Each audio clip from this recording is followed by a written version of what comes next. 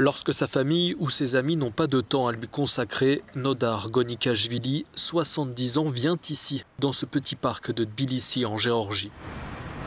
Trouver quelqu'un avec qui discuter ou avec qui partager les nouvelles du jour n'est pas toujours évident.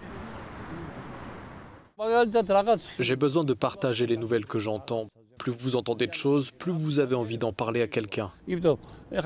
Parfois, mon petit-fils ne veut pas entendre mes histoires. Bien sûr, nous communiquons ensemble. Il me demande des choses de temps en temps. Mais de toute façon, lui et moi, nous pensons différemment. Alors c'est mieux de vivre comme ça. Bien sûr, il y a le sentiment de solitude dans ces moments-là. Mais chacun va qu'à ses occupations, tout le monde est occupé.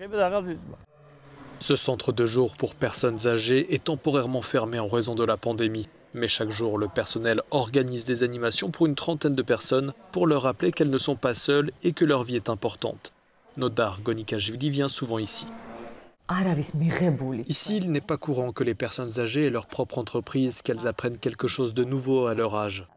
Elles ont un peu honte, elles disent à quoi bon apprendre, je suis trop vieille pour travailler, trop vieille pour mettre des habits de travail. La plupart des gens ici préfèrent porter des habits de tous les jours. En 2021, le Fonds des Nations Unies pour la population a mené une enquête dans 20 pays d'Asie centrale et d'Europe de l'Est. 20% des personnes interrogées et qui étaient âgées de 65 à 85 ans ont déclaré souffrir d'une solitude sévère, sentiment renforcé par la pandémie. La situation dans les anciennes républiques soviétiques est plus dramatique qu'en Europe de l'Est, où les programmes sociaux pour les personnes âgées y sont plus développés. C'est pourquoi nous avons une telle différence au niveau de la politique de l'État en termes de traitement des personnes âgées.